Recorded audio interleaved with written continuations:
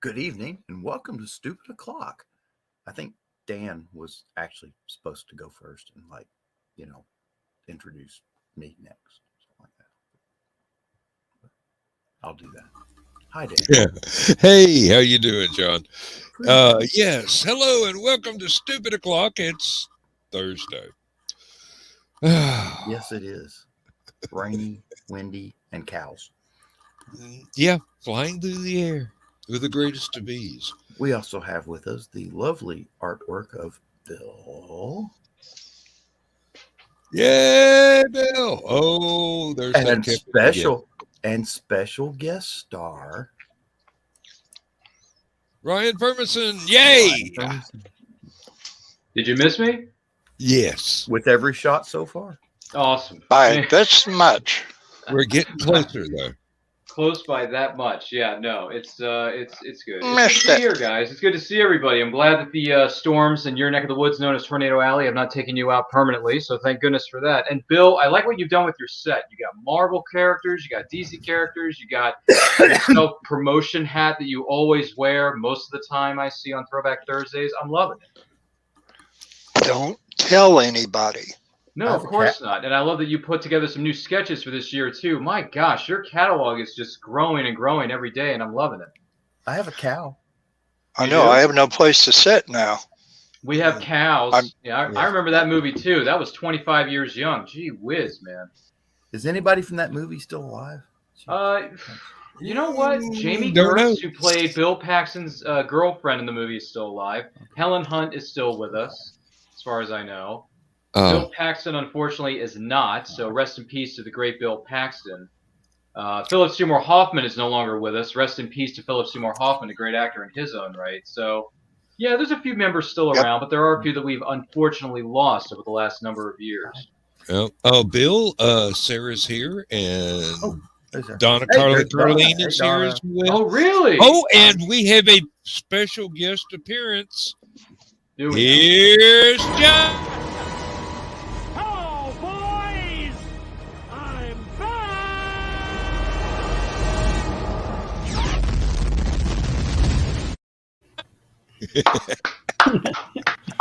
And there went the show. Oh, bravo. Great intro. Great clip from the great sci-fi film. I like that a lot. Welcome back, Joe Dog McKeel. What's up, man? Oh, I'm going to tell you, COVID is no joke. No, the Sharona Miley Cyrus is no joke. I Yes. understand. Yeah, Yeah, he's slowly clawing his way back. I to always the thought end of the Miley movie. Cyrus was a joke. Mm-hmm. I know, right? Yeah. Now, Ryan, maybe you can help me help me with this. In that Sure. clip, Mhm. when it was in the theaters, Mm-hmm. do you remember when Randy Quaid flew up into the thing? Hello, boys, I'm back. Right before he hit, he said, "Did you miss me?" I think he. Did you miss me? I think he says that at some point in the movie. I don't know if it's during that particular sequence. I thought I could have I sworn it was- remember the line, but they do multiple re-edits before things. Yeah. I don't know if that was in the original cut. Maybe it's in the special edition version because there's two different versions of this film, and I do have it on Blu-ray. I should probably do Well, something I else. saw it at first showing. Oh, okay. Back in '96. Yeah. Oh, they actually filmed a sequence where he was in his crop duster plane instead of the fighter jet. So Yeah. they dumped that because there's no way a crop duster could keep up with a fighter jet. No, Yeah. you need something a little more techy than that. Yeah.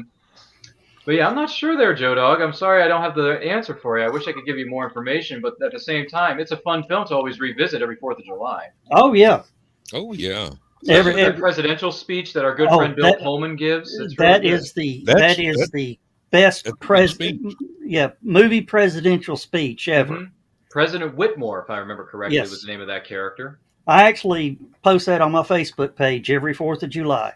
Oh, you do? Fantastic. Keep that ID4 legacy alive.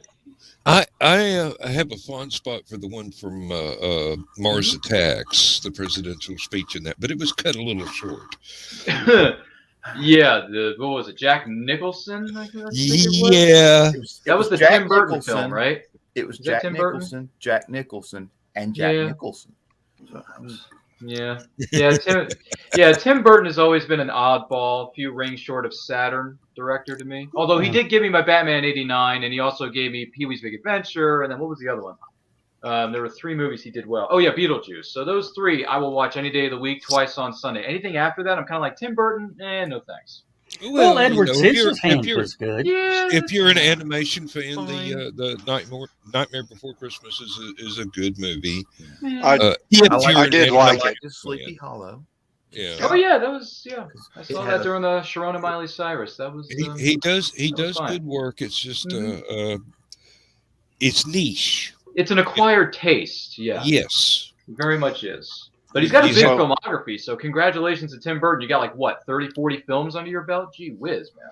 Oh yeah. So, speaking of Batman '89, who all saw the new Batsuit photos? Oh, I know I've Hmm. seen them flash up on Facebook, but I haven't gone I any think deeper. Well, I- you can go I've into seen something. Stupid O'Clock's group's Facebook page, page and see the latest ones. The first ones were kind of far off and a little pixelated. It looked like somebody climbed up a apple tree or something to take a picture of it with a Kodak Instamatic camera. You may not But be far these off other on that one, ones- actually. Yeah. Were really good photos. No Keaton in the suit. It's his This is stunt double. Stunt double, yeah. But you got to see the suit. Looks like a good That's a- suit. It does. Of course, there are going to be the people who are going to gripe about it, and they already are. Yeah. What did they Whatever. do? They took away the gold belt. Oh, they're going Why to didn't they keep the gold belt? There are going to be people that gripe about anything. Oh, they're I going to know. gripe about every single inch of that film, including the new Batman film that's coming out in a matter of weeks on March 4th. Yeah, there's like, 4 or 5 different Batman films coming out this year. Not enough. We need more. Well, there's the film, and then I think there's the Batgirl TV series on HBO Max, and then there's Yeah. a bunch of other Bat family projects that are currently in development. But Lord knows, half of those aren't even going to happen because those things have been in development, you know what, for years. Yeah, Well, I he's know. going to be in the Flash movie too, isn't he? Yeah. Yes, Keaton, yes, Keaton's So Batman that's is going to be in 3. Flash. Keaton's. yep. Mhm. So that's you got the Batman on March 4th. You got Keaton showing up 30 years later for Pete's sake in the Flash movie. That's gonna bust some heads. And then Well- Batgirl's coming out later this year too. Well, the Maybe we can get a Batman Beyond greenlit. I'd love to see that. Well, Hey. that's what the Keaton back in Batman costumes for. Oh, They are, yeah, they are going to do. He is. I still say Batman Beyond needs to be Clint Eastwood. Bruce Wayne needs to be Clint Eastwood. Wow. Man, a 98-year-old Bruce Wayne played by Clint Eastwood, a Western hero from the 60s. I mean, he's done a million other things since then, but still. Man, Well, can I do see you, that? Penguin? I don't know. I don't know if Clint Hey, Eastwood can handle Willow. that at his age. I mean, Keaton can, but I don't know if Clint Well, Eastwood you know, can do it. While doing the Batman Beyond Yeah. in the wheelchair. He is going to need a wheelchair if Clint Yeah. does it. No offense, Clint. I know you're doing well, but you may need a wheelchair. You may need a cane because Bruce Wayne does have a cane in the Batman Beyond TV series, so it makes sense for canon. and Yeah. whoops ass with it too. He can I move think fast at the with it. time when he was doing Gran Torino movie would have been about the perfect time for him playing old. That was in the Bruce Wayne. 2000s, right? Was that the 2000s that Gran Torino came out? Okay. Yeah. Mhm. Sorry, Clint. I think you missed your boat. But you know what? If Keaton wants to do it, I'm all for it. Why? Because we all grew up on him in '89. It was great. I do have a confession to make. My character, the Reaver from my Spaceport Bar series and my museum series, Oh, sure. I modeled him on Clint Eastwood starting back in the 1995 95. or thereabouts, and the guy is supposed to be 13.5 million years old. So I think Clint can still handle the part. I mean, it sounds about right. And fun fact, his movie Unforgiven turns 30 this year, yeah. which is a good Western, I might add. definitely got a long and Prosperous illustrious career. career. Yeah, thank you. Yes. Yeah. Take Big the fan. words right out of my mouth. Well, it took me, X amount of decades to finally wise up and watch more Eastwood films. And I did some during the Sharona Miley Cyrus. I did a few before Sharona Miley Cyrus walked through the door. And I realized, wow, he kills it in almost every film I've seen him in, whether it's Outlaw Josie Wales, if it's Pale Rider, if it's Unforgiven, it's the Dirty Harry films, 4 of the 5 anyway. Every Which Way But Loose, Right Turn Clyde. Yeah, really. Ryan, I got to correct you. Miley Cyrus did not sing My Sharona.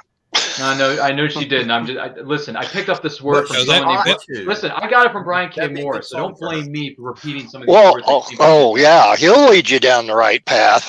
Yeah. He does. Yeah, Brian K. Morris, he teaches me all these new words, and I just end up using them anyway. Speaking of anniversaries of films, you know what's coming back to the movie theaters September 4th? Select movie theaters. Con. Yeah. Yep. Oh yeah, that's Con turns a very young and healthy 40 years young later this year. For some reason, I was thinking Fantasia, and that's not likely to happen. No, but I do like Fantasia though. Oh, have you ever seen a movie called Allegro non troppo? It's a parody of Fantasia. I never heard of this. George Harrison had an album out called Gon Troppo. Really, George? Or no, that was Gon Troppo. Okay. It's supposedly okay. The joke is there's this Italian guy that wants to make this animated film with classical music behind the different animated clips, and he gets a call from Disney Studios going, "You can't do this; it's ours." So he goes ahead and does it anyway, and it's a beautiful thing. The animation is just as wild and varied as in Fantasia. And the classical music is just as beautifully done. I think they used a variety of different orchestras that had recordings of that stuff, but it's not repeating any of the music from Fantasia or any of the animation. It was all new back in the 70s. Yeah. While Willow and Donna are in here, I need to sort of say thank you. Who just popped in? Is that Stephanie? Stephanie, probably. And Stephanie's here too. So thank you. I want to say thank you to you and Donna and Willow for the kind thoughts on the passing of our dog this week. That was a rough one on me because she was sort of like my baby girl. And me and my wife Donna have been talking, and we're not going to go through that emotional strain anymore. We're actually going to get a parrot this time because they'll outlive us. And with the now 4-month-old granddaughter, when we pass on and move along, we'll will the parrot to my granddaughter, and she can figure out how to teach it not to cuss anymore. Matter of fact, it'll probably cuss at her in your voice and Donna's voice. And I would like to congratulate Stephanie on her new book deal. Oh, Thank yes. you very much. Yep. Thank you very much. I wasn't going to say anything. I didn't know if it was officialized yet. I have signed the contract. All right. Awesome. You signed your life away. There you go. Hey, it's her life. Let her live it. I know. It's her life, her blood. It's okay. The money coming to me. I'm not dogging you for it. Well, congratulations. That's wonderful. Thank you. Thank And you. Donna's It's a little bit of job security there, too. Yeah. Well, it is an anthology. Now she's just got to figure out what she's going to write. No, it's already written. Oh, it's already written, are we? Okay. Yeah. Oh, Right yeah. on. Stephanie Look can at turn you. out a book every few months if she sets her mind to it. Every few months. Wow. Well, Oh, yeah. I generally up until this year, I generally put out typically around 5 books a year. Wow. Man. Plus Amazing. short stories and stuff like that. So That's amazing. Congrats. You've got to remember, she does nothing but quality. If her name's on the cover, you're guaranteed a good read. yes. thank you. I will try. agree. I try I really will hard. agree to that. Yeah, I do highly recommend all of Stephanie's books to anybody who's out there that has not dipped their toes into that particular well of excellence there. That's StephanieOsborne.com. Yes. Right. Stephanie-Osborne.com. Oh, Stephanie-Osborne. Oops, sorry. Yeah, I had to stick the dash in there because somebody already had the other. Oh yeah, that's what we had to do for Aphelion. That's why it's got a dash in between Aphelion and Webzine, because somebody already had some astronomy thing was using the name. So emotional I wonder support why. Canadian. If there's one person in Canada I trust with my life, it would be Willow. Yeah. Oh yeah. I thought you were going to say Canadians. No, I don't know too many Canadians. I just know Willow. But Well, yeah. hey. Well, I know a few others in Canada too. But other than that, Willow's probably the top of the list, just because I've known Willow a bit longer. So. Well, I know several, but only Willow is doing the streaming stuff. So the other 2, 3, 4 people are just I know them from Facebook basically, or one fellow I've known for years from the Jack the Ripper chat room, and that goes back to the 90s as well. So was it Jack? No. He's come back again. No. This is a lovely fellow who he's had some ups and downs here lately, but he seems to be getting everything back together the way it should be for him. So Gregory, more power to you. Just keep on the straight and narrow, and narrow for your case. So. It's interesting you bring up Jack the Ripper, because I just read the fictional account of that Jack the Ripper character through Gotham by Gaslight this week. The first ever DC Elseworld story by Brian Augustine, who passed away somewhat recently. It's a pretty good story. I give it a good review on Goodreads.com. One you want to avoid like 1,000 plagues is called The Final Sherlock Holmes Story or something like that. It is unbearably disrespectful to Holmes, and it's basically at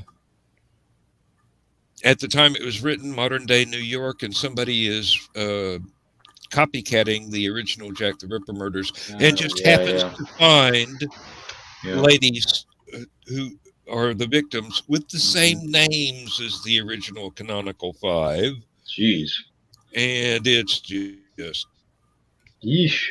Okay. No worries. But Gotham by Gaslight was a good read. It's drivel, in other words. All right. I'll avoid it.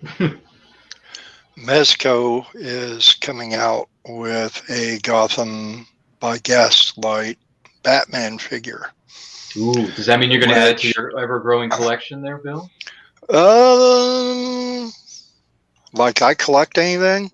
No, you probably don't, even though I see about 50,000 things in the background of your studio over there, but that's fine.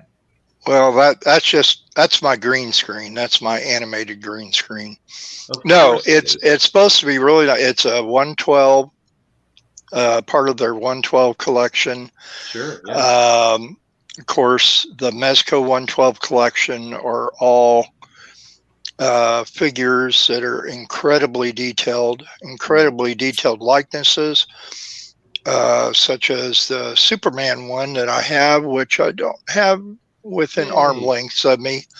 And the Gotham by Gaslight is going to have all the steampunk little gadgets and accessories that will come with it. It's coming out later this year. Sure. That'll be a nice gift for anyone looking for it. I think Dan hit the wrong button.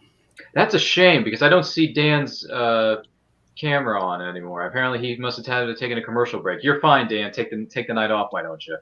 Yeah, he actually disappeared off screen. Yeah. He's not even in the studio. That's a bummer. Oh.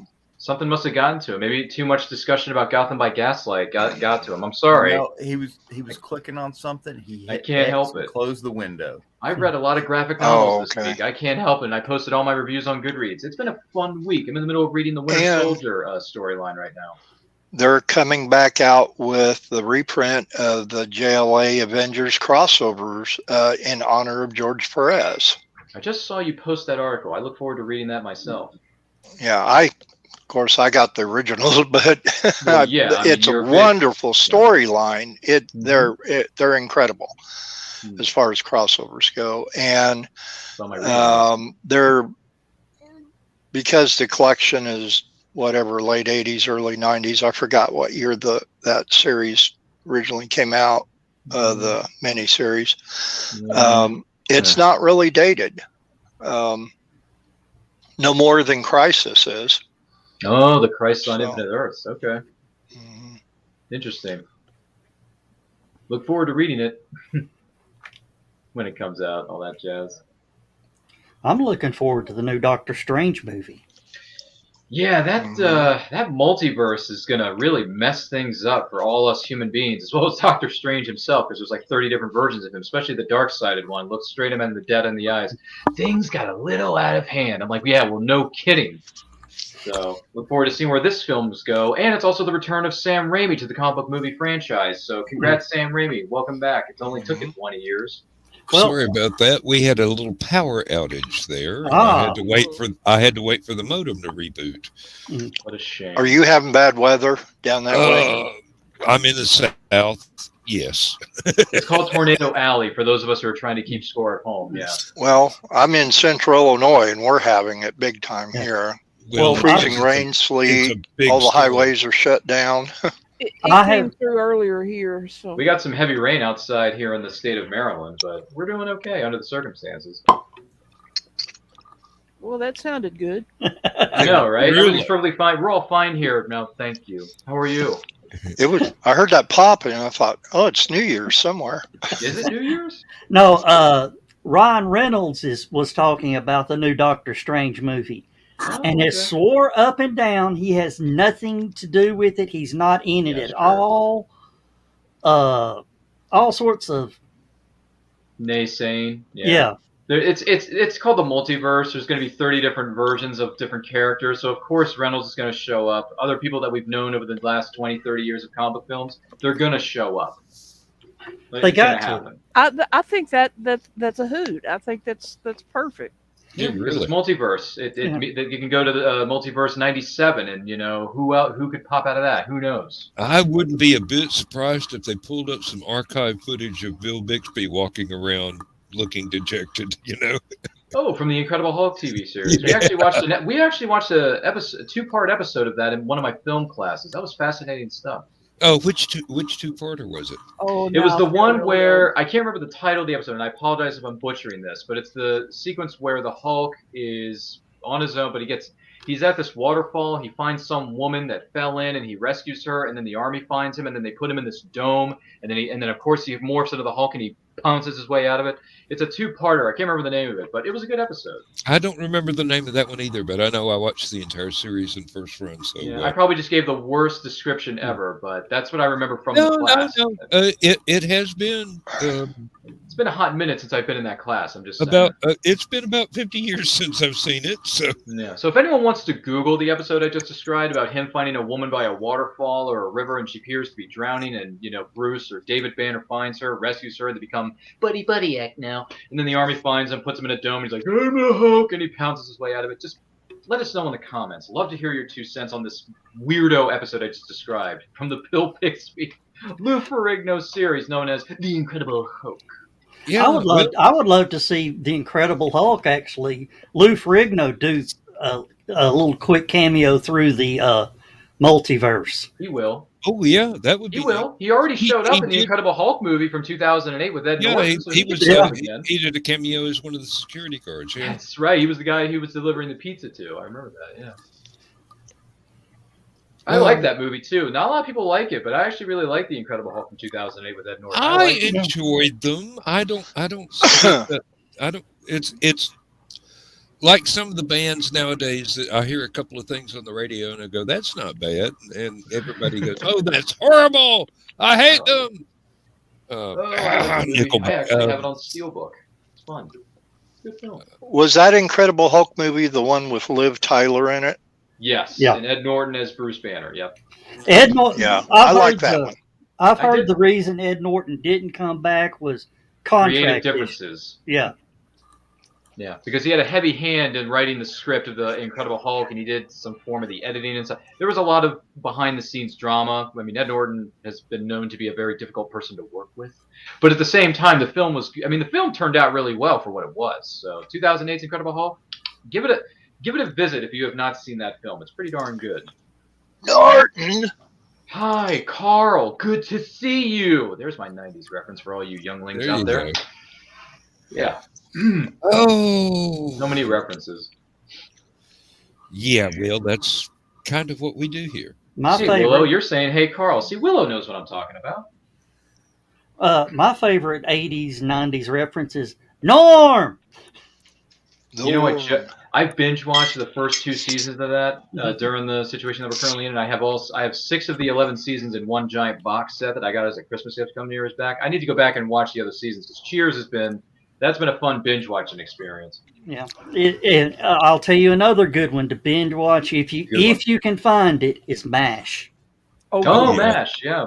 MASH is everywhere. It's on TV like every day of the week, isn't it? Yeah. Oh yeah, I think it's on Sundance, isn't it? Sundance. it's on TV Land TV Land. Thank you. 24/7, and it's on MeTV 24/7. Yeah. Which we Yeah, do I have remember access to. there was 2 episodes a day on 2 different channels back Ooh, yeah. right after I got out of college. So you could watch an hour of Cheers had a MASH and then spin-off, Frasier. change channels and watch another hour. Donna Carly, can't go anywhere without him following me. That's hilarious. Oh yeah. I thought I heard somebody mention Frasier, and I've been watching that a lot on I Coast want to TV. watch that. I want to watch Frasier. It's great. I missed the boat. I mean, I know I'm catching up on Cheers now, but I know Frasier came out of that. But I want to watch Frasier too because I heard that's nothing but hilarity. It's nothing like Cheers, but it's, No, I know it's not. Yeah. It's a different situation, but Yeah. at the same time, it's funny. It's great for an entirely different reason. I can see where you're coming from with that.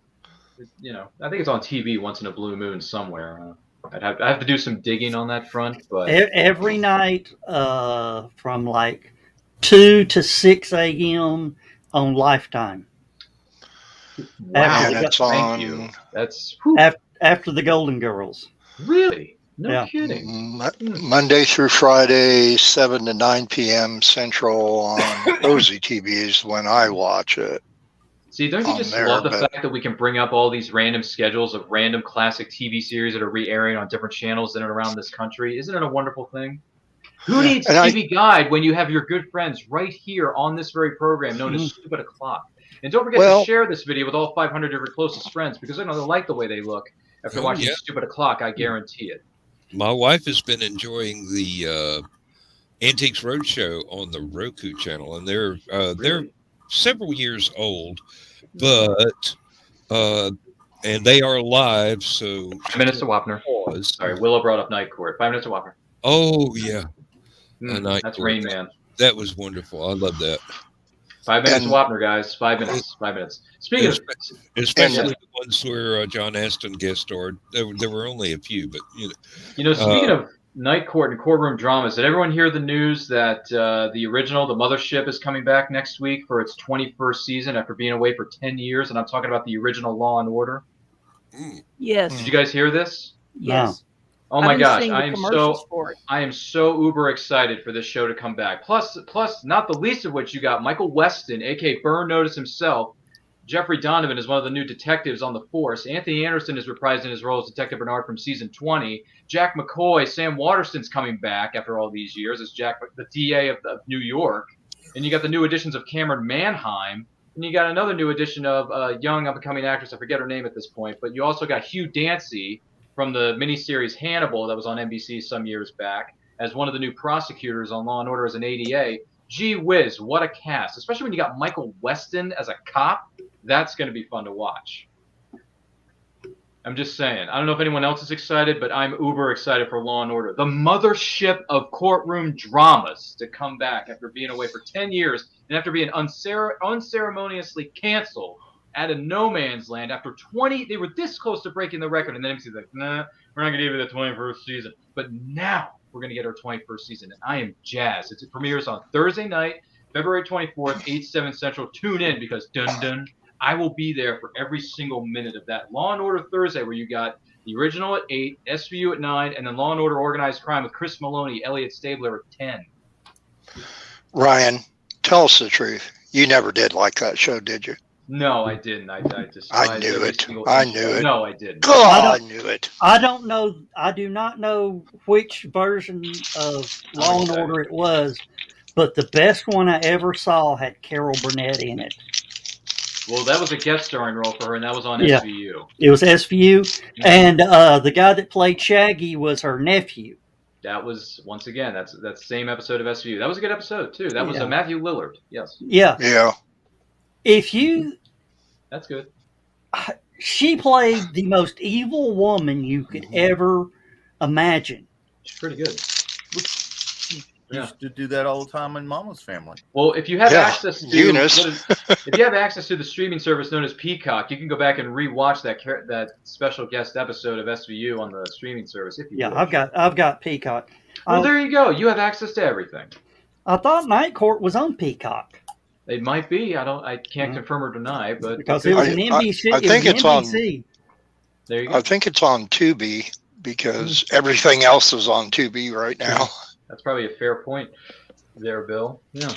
So I don't know. I'm excited. Next Thursday, it's going to be a big night, 21st season. Who'd have thought we'd ever get that? That's crazy, but I'm excited.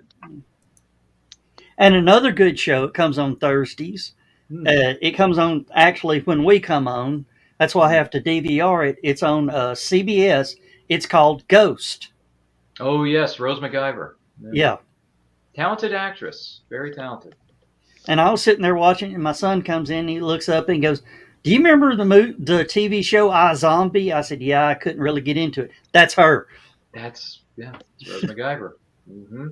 She's done a lot in her career. I mean, she started out as a Yellow Ranger on Power Rangers RPM. Yes, that's a me thing. And then after that, she did what was it? ABC's Once Upon a Time as Tinkerbell. Okay. That was her. And now then she did iZombie for like 5 or 6 seasons, however long it was on the CW network. And now she's doing Ghost on CBS. So she's done very well for herself in her young career. Just saying. Dan, you keep leaving us every 2 minutes. Is this something we said? No, you can't go drinking beer all day and keep it to yourself. Gee whiz, I'm sorry. Okay, well, welcome back for the 30th time. It's okay, Dan. The previous was a power failure, but this was a plumbing issue. So, interesting. Had to go test plumbing.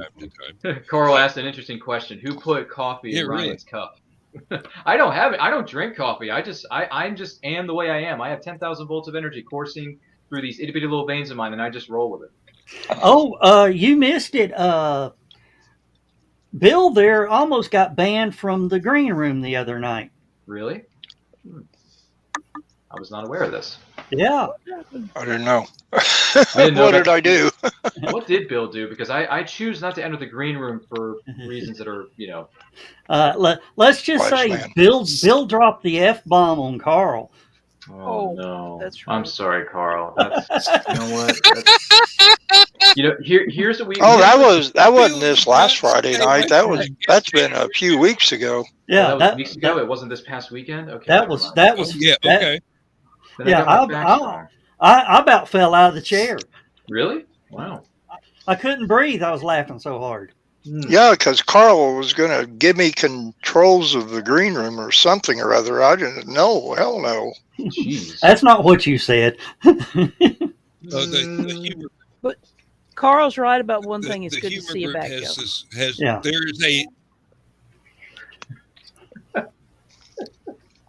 don't hold it against him. Yeah. Carl and your comments. My goodness gracious.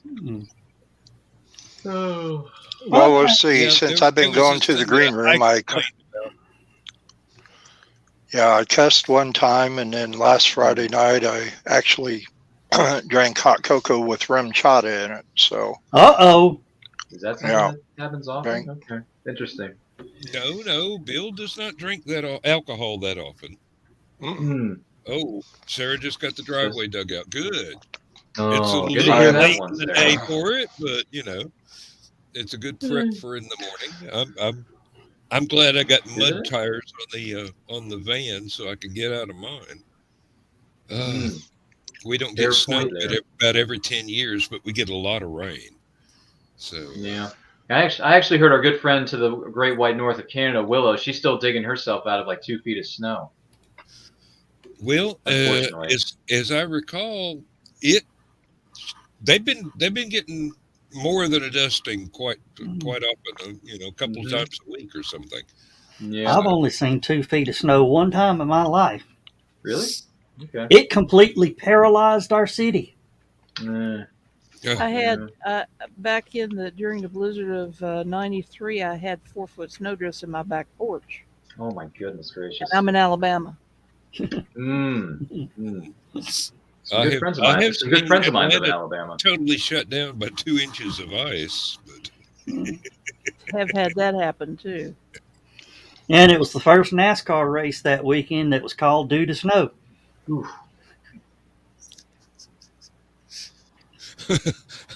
they they I would they have couldn't paid to find see him drive on it.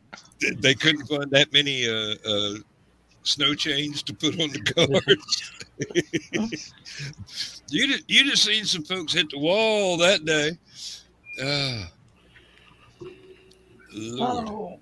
Oh. Yeah. There you go, Donna. Yeah, really. No. It's Oh just jeez, Donna. God. it happens so seldom that nobody's got any experience and there is no equipment down here to deal with it. Right. That, and we have something called hills. Hills? Hills. You And should they see have my college campus. I And how used to hilly work at that Hills is. years ago.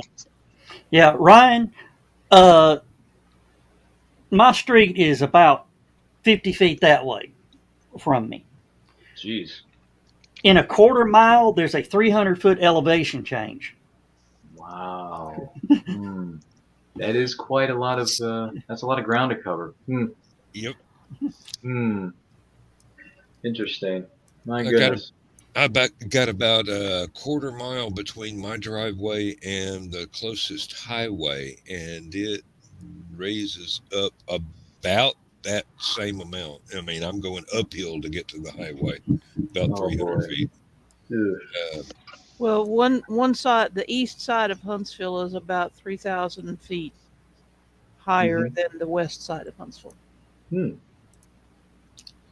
So, Hmm. and there is a landmark over on the road where my family's farm is that is proclaimed the highest exposed point of land in Madison County, Hmm. which makes me think the next highest point of land is underwater. Carl with his comment. I would not want to go up the hill to what is it, HallowCon in Yeah. snow. Yeah. Oh, I know that. yeah, no joke. Oh. That's a little Carl will steep be there. flown in. Yeah. Carl's gonna have to be flown in economy or first class. I don't know. I'll just drop him out with a parachute. Life alert, probably. With a standard parachute gear. There's Okay. enough room out on the front grass that we can land a helicopter. Ah, see, we're clicking Hey, and clacking. Already thinking. if Joe Dog can turn the trailer around with the big grill on it, there's enough room to land a helicopter. There's enough room to land a Huey. Wow. Hmm. Of course, you might have to sit down on a couple of cars, but Yeah. Look forward to exploring some of these sites if I make it out to HallowCon. oh, it's a lot of fun. You should Hey, go. hey Joe, Mhm. bring that up real quick. Oh boy. What we got here, King Nasabi? Okay, I got to figure out how to do Are it. you talking about what I just dropped in? Oh, I thought you were talking about what Bill just dropped in. Oh jeez. Look at all these roads and hills. Where is that? Beautiful green. Look at all this. What Oh, was the that? W road. Is it W Road or West Yeah, Road? that's that I'm what. reading? It's. Oh my gosh! Look at all these hills. Look at this. Oh, is that up on Signal Mountain? Yeah. Yes, it is. Ooh, Oh, I've driven that. look at this.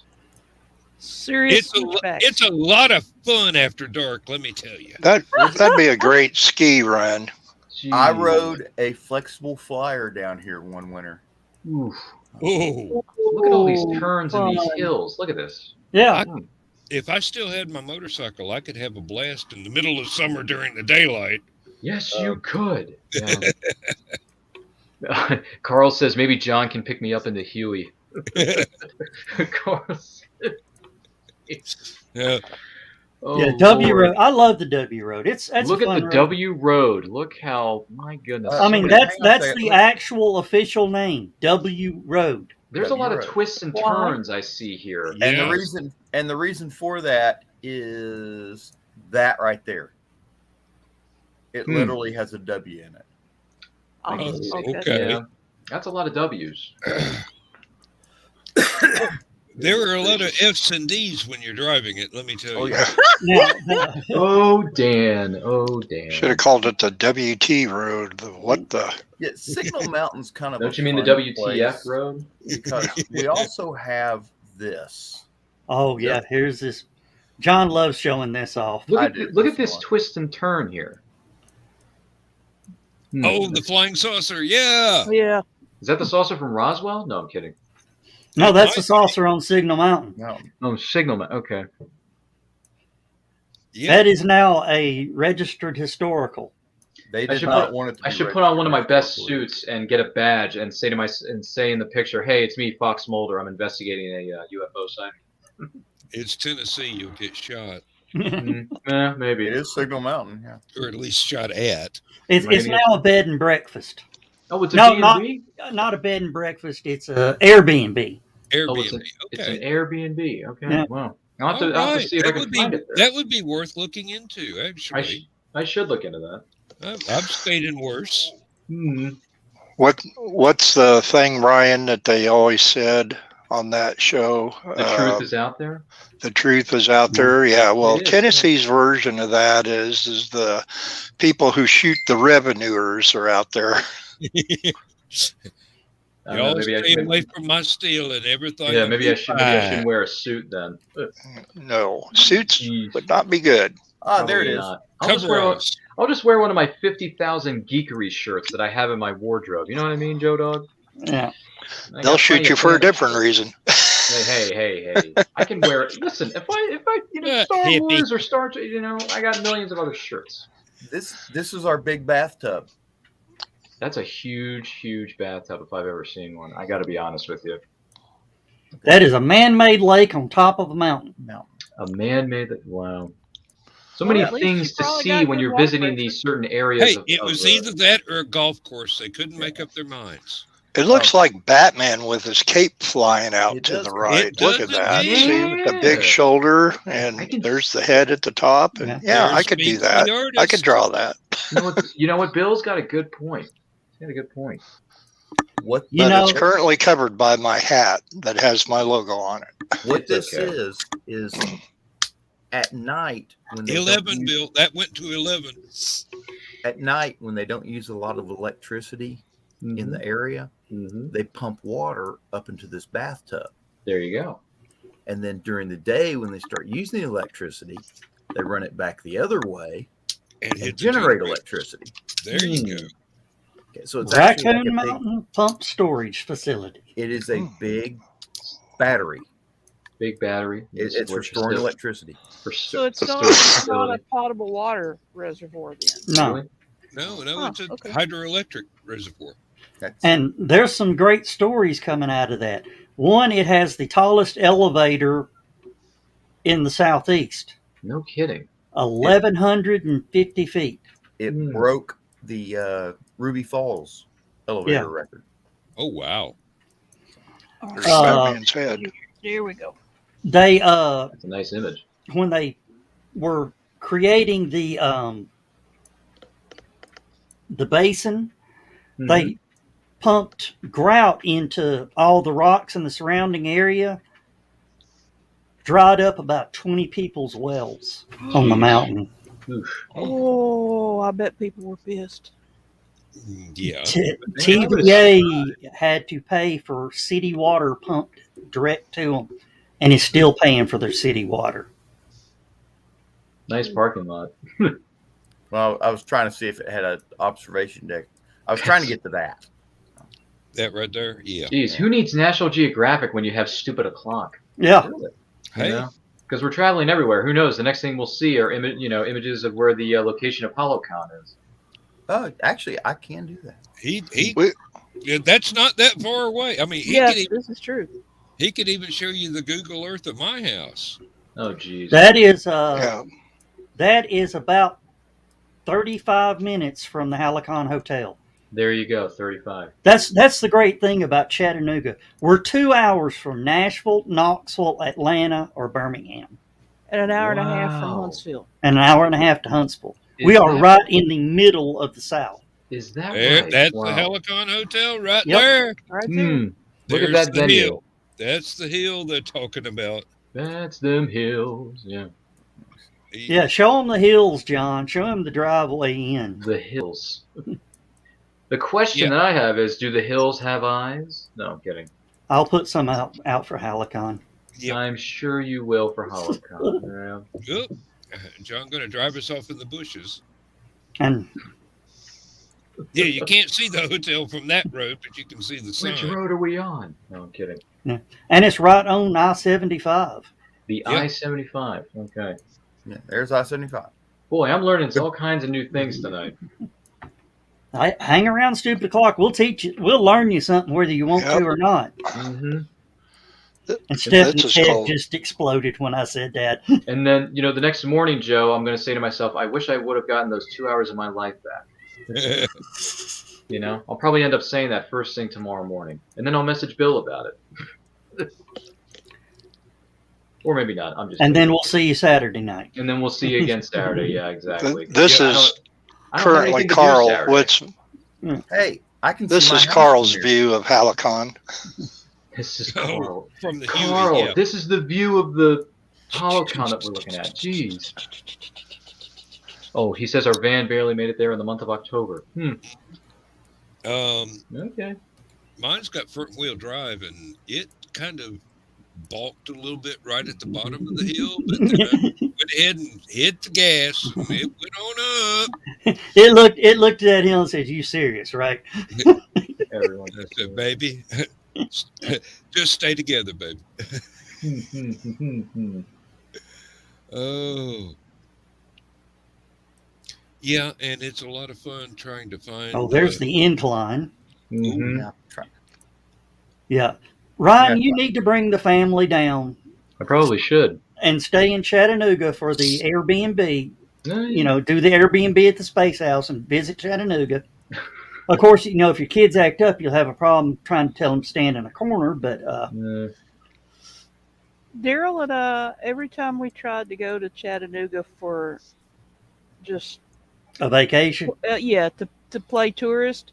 Well, it wasn't any sense in vacationing when we lived an hour and a half away. But if it wasn't for purposes of a convention, we always got lost. We never found the way up onto the mountain.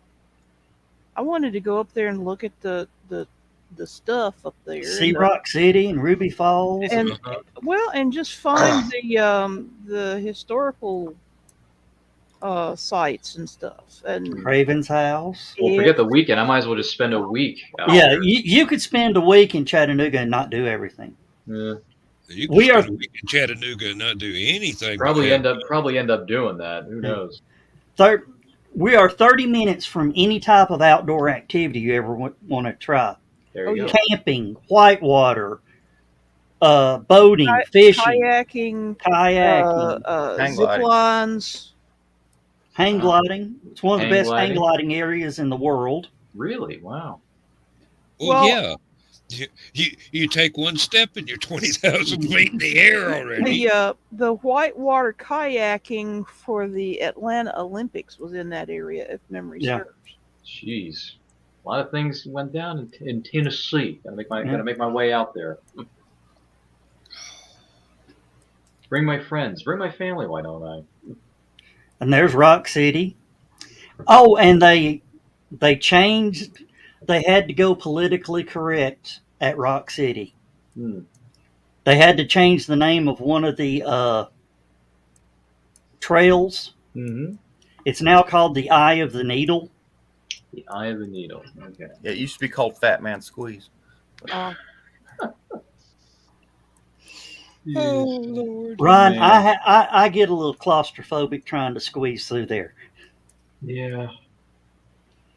Okay. Well, hopefully we can make it out there. Maybe if whether it's this year or the next, who knows? All depends on the schedules. Chattanooga is a great destination. Mm-hmm. And back And when I've never been to Tennessee college- ever, so this would be whole new territory for me. You can add a new state on your list. Exactly, because I haven't Well- been to too many states. I've been to some. I have been to some, but I haven't been to Tennessee. I've been to Kentucky, but not Tennessee. Then you need to also figure on some day trips. You can make a day trip over to Huntsville and visit the U.S. Space and Rocket Center. The Rocket Center, yes. That's Drive up right. to is Nashville. I have friends and who hit live Nashville. in Huntsville, so I can visit them as well. There you go. I live in Huntsville. Yep. So if you decide to go to the Space and Rocket Center, ping Now- me because I do a decent job as docent. All I have enough people ask me to do that. I do say, please pay for my ticket, and I'm good. So Buy our ticket and a dinner. Hey, just so you know, we're still working That'd on be nice. sidewalks. Okay, we've sort of got it down, but they keep Jeez. warping. I thought that was just erosion. There was a hill there, but it washed away. Any good? Well, here's this may be a weird question. Any good comic book stores around that area in Tennessee? Yes. Yeah. Probably. Like I said, we're still having trouble with sidewalks. this is over near the aquarium. Aquarium, isn't it? yeah. Okay. Hey, I like Yeah. aquariums. That thing. So Yeah, We've got- and that is an excellent aquarium. I too. got I've nothing been against numerous aquariums. I times. like aquariums, to be perfectly honest. I find them very soothing and relaxing, especially when you're walking in certain areas. We actually have two. We have this one that's the river aquarium. Oh, I see it. Very nice. By the And let way. me see if I can get back over here real quick. Tennessee aquarium over here. It's And the this- age of aquariums. Well, But a bunch. aquariums are good. There we go.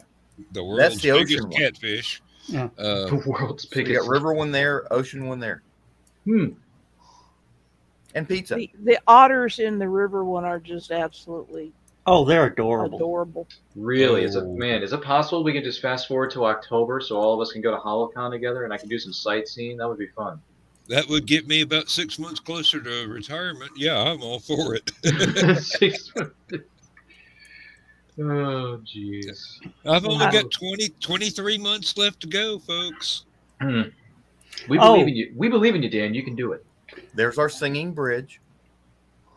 There's a singing bridge. Wow. Singing Okay. bridge. What? When you cross over it, it's got metal grates and it goes wah, wee, wah. And there's Okay. a purpose for that. As long as it does that octave thing, Mm-hmm. the bridge is working fine. If the noise changes, it means there's a problem and they need to close the bridge. Now I get Oh, where wow, you're coming. cool. Now I get where Okay. you're coming from with this. Oh, spin around, John, and show this backside of the saltwater aquarium. That right there. See that big thing right there? Yes. That was put on the aquarium because we have a big festival in town Mm-hmm. called the Riverbend Festival, Mhm. and they would project up the main band out on the main stage right there. That's Now, So the people offshore could see. well, so the people that are all the way up here now they have destroyed the bridge because some dumb nut drove it under the barge. I-20, the barge, ripped the top off the barge. So now they've dropped down to 3 stages, and they will not come that far up. good. Oh, Well, that's kind of a shame. And they built this entire riverfront was built around that stage. Yeah. All this you see here was for bringing in the barges Yeah. with the performers on them. Oh, I see what you mean. Yeah. And then everybody would sit on the hill up here and watched performers out here on the river. Huh. That whole area was, and you can see over here they actually put in bleachers. I see the bleachers over there on the And left. there was a big stage here too. Yeah, And so somebody was an idiot. Yeah. And now they won't do any of that anymore. We get a lot of barge traffic in the area. Barge. Hey, there's one of our ducks. Yeah.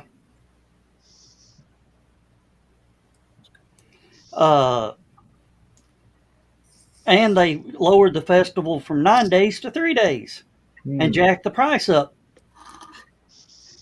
So they still make as much money from 3 days as they used to make in 9. No, because people ain't paying that money. Well, nobody's been able to leave the house for 2 years. Oh, I know that place. This was the first dam on the Tennessee River. And the problem that's one of Joe Dog's ghost hunting places. The ground they built the dam on was bad for a dam. So when TVA bought the dam, they tried to fix it and they couldn't fix it. So eventually they wound up dynamiting out the dam. They left the original canal or locks for the dam, and they left the original powerhouse. Now, the thing is, several people were killed trying to build this dam, and this historic Hellsbar Dam powerhouse is very, very haunted. Supposedly. Boy, you're showing me all this stuff. I feel like if I go to Tennessee, there's not going to be anything for me to see naturally. Everything's been spoiled. I feel like we're spoiling the 6-hour director's cut of this film. I haven't given you any spoilers. I just gave you the. Go towards. There's a lot of stuff. I was looking for where they park the barges. Coke barge. It's right there. It should be across the river, upstream, right in that area right there. Mm-hmm. No, on the other side of the river. That used to be its spot, that little channel right there. Go upstream just a little. See that double channel right there? Okay. That's where they used to. So that was taken after it's been destroyed. Because they used to park it there, but the tornado ripped the top off of it, and they had to replace it. That's it. No, that's a derrick. Never mind. Yeah. Darn it. I guess they tore all the stuff off of it so it wouldn't be a hazard. Yeah, they were going to take it downriver for a festival. Oh, well. Oh, and that there in the middle, that little island where the road, that's 24. That's a rest area. Oh, okay. Kind of neat because it's out on an island. You know, it's. Yeah. What was I going to show? Oh, there's the Chattanooga Skydiving Company. Yeah, where people jump out of perfectly good airplanes.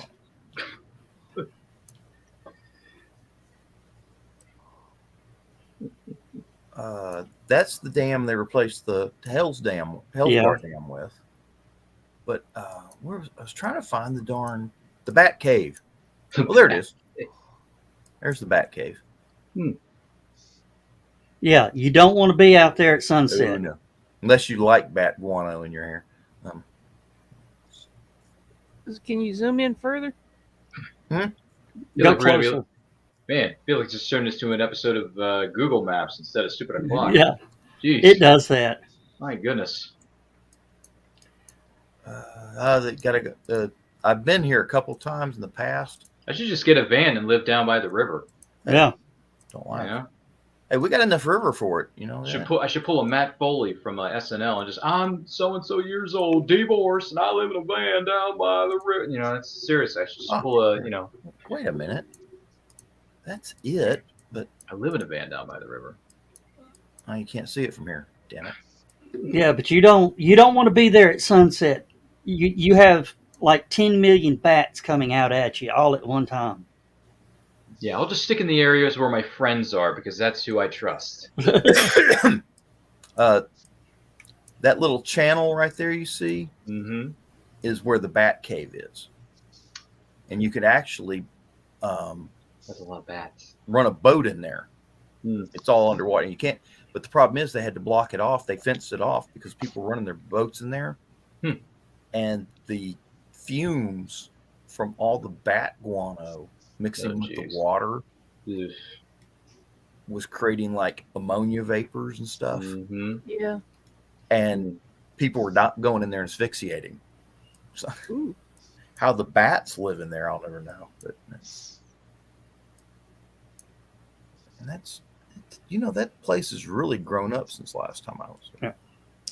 All right, let's get back on another topic, John. All right, get back on another topic. Oh. Well, put up my picture. Even though we don't have the treacherous hills that you do in Chattanooga, that's not my picture. That's Stephanie's picture. And a good one it is. Yeah. Let me see if I can find it a minute. There's Ryan. Wait, that's Ryan.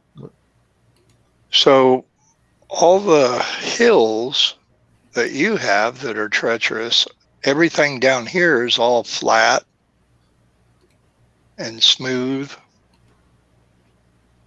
And I'm vamping while you're looking for it. I just had it pulled up. It's there. I think that's there. Carl's picture. Oh, there it is. So that's Interstate 57, which runs north and south just west of Champaign. We didn't get a lot of snow, not like a couple weeks ago, but we got a lot of ice. And yes, that's a big old semi pileup that happened about 6 o'clock this evening, something like that. We're having sub-zero temperatures tonight, getting down to 15 below, and that's not the wind chill, but we're going to have a wind chill that's going to bring it down further because we still have 30-mile-an-hour winds. And Bill, to be fair, that's a JB Hunt driver. It'd probably run off the road even if there hadn't been any snow. And he went there. Damn. JB Hunt and a Peterbilt. John, you got the bridge. What? Apparently someone John's on the bridge. The back bridge. Someone had to take a commercial break. That's okay. No, but it's gotten so bad tonight with a lot of roads shut down. They told the snowplow drivers, the guys who plows and puts the salt down, you're going home at 6 o'clock. They don't want them out to even risk their lives. So yeah, understandably so. And that's just it. If you're out there now, whatever, you're on your own. Be safe, I think, is the best piece of advice we can give anyone. Stay home is the best piece of advice. Be smart. I don't know. Work on your sketches. I mean, Bill, you've put out like what, 4 or 5 new sketches this week alone. I mean, congrats, man. You're killing it. A few. Yeah, I really like the one you did. Remember now. I like the one you did of the shadow. That's really good. Oh yeah, that wasn't my first one, but that was one of the first ones. But actually, that was the first time I ever attempted to draw him. Nice. At all. So I don't know why I never have before, because it's a good unique take on the character. You know, I was experimenting with shadows. And everybody's like, what in the heck is he talking about? Well, you got to go look at the picture. But anyway. Well, look at the picture. Read the comics, why don't you? Or listen to the old school radio shows on YouTube. Because I have some of those on CD, and I got the trade paperbacks from Dynamite. They're still set in the 1940s with their modern day, comics of the Shadow character. And that's one of my favorite characters. I love the Shadow. So there you go. It's fun. I watched the Alec Baldwin movie in the movie theaters. At the time that it came out, it was the 94 actually.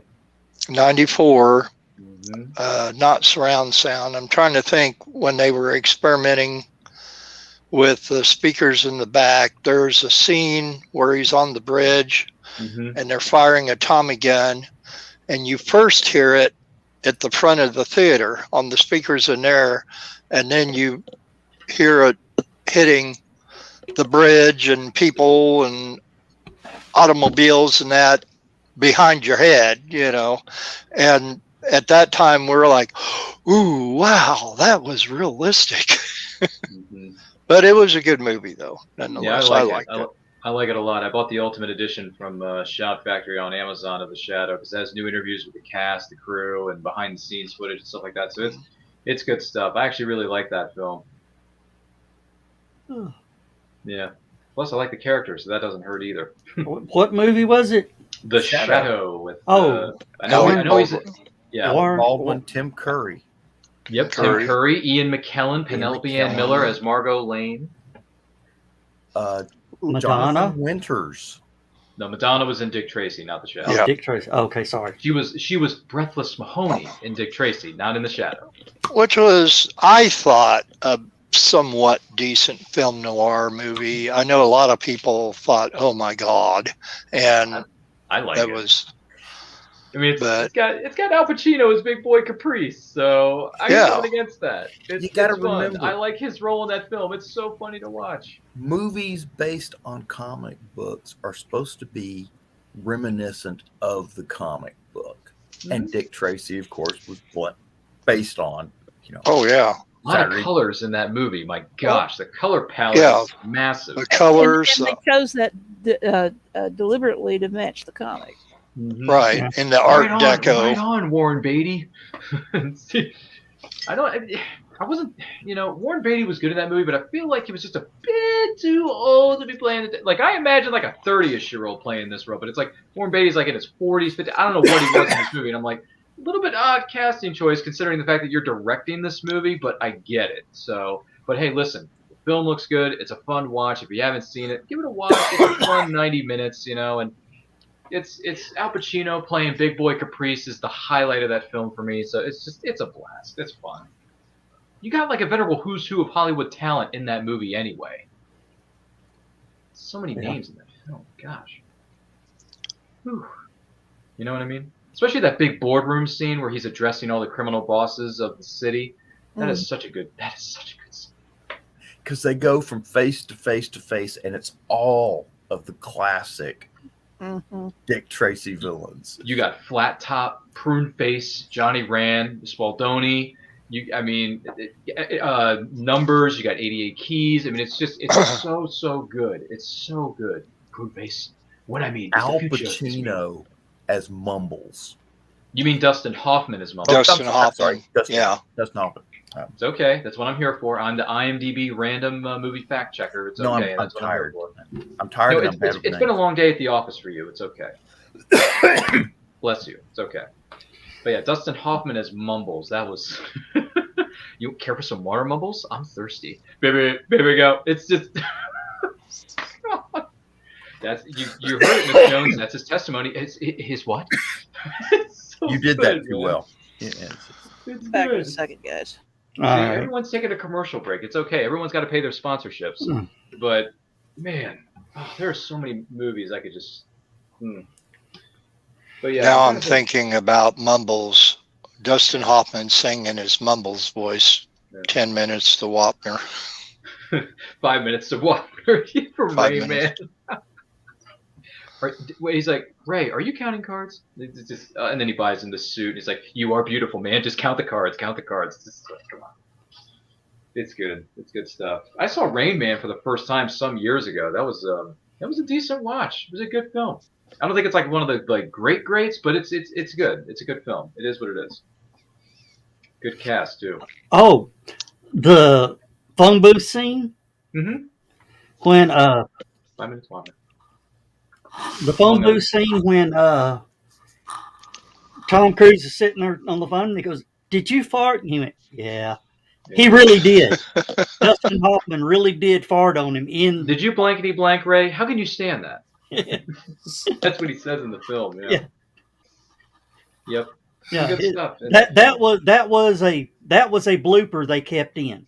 Nice. Good on them. I love when that happens.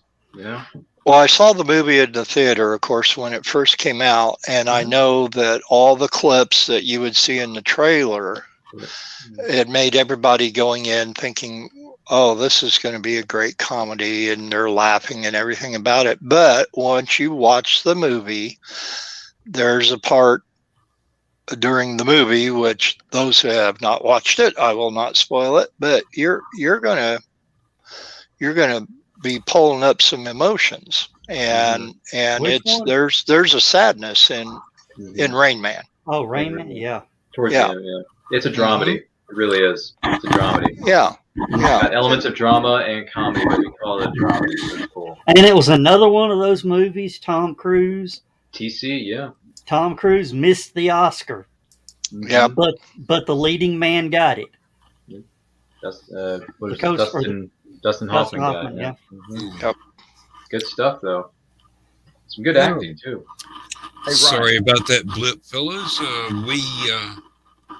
We had like 3 power outages within 5 minutes. The computer couldn't even reboot before the power. Boy, the bridge of your enterprise is in for a workout tonight, Dan. Yeah. This is why you need a Generac whole house generator. Yeah. See? I've never heard of that. But now they just need to pay us for that advertisement I did for them. Anyone want to do some free plugs then? The trouble is, they told me that I've got too many trees in the yard. I'd have to cut down all the trees in order to get enough sunlight to recharge the darn thing. That's a lot of trees. Oh, that'd be all right. I'm out in the middle of nowhere. That's a lot of trees, though. What were you saying, John? Put it this way, you can charge it by cutting those trees down, and then you can keep those trees from falling down through the roof of your house by cutting those trees down. Good point. What I was going to ask Ryan was, what did you think about the Phantom movie with Billy Zane?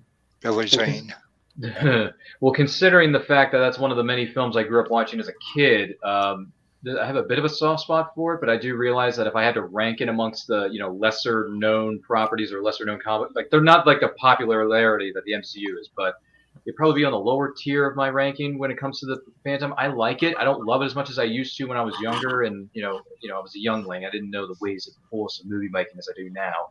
But Billy Zane in the film, it's good. It's a treat. No puns intended for Treat Williams, who plays Xander Drax, but it's fine. I don't love it as much as I used to, but it's fine. Plus, you get a young up and coming Catherine Zeta-Jones as the evil villainess in the film, along with Christy Swanson, who plays the love interest for the Phantom himself. And I had the pleasure of meeting Billy Zane at a convention, and I talked to him a bit about that, and then I talked to him. I had this DVD, and he'd never seen this DVD before. He's like, dude, can I snap a picture of this and put it on my Instagram? I said, yes, you can. And it was a made-for-TV movie called Bet Your Life, that Billy Zane played the villain in that made-for-TV movie that was on NBC way back in the 2000s.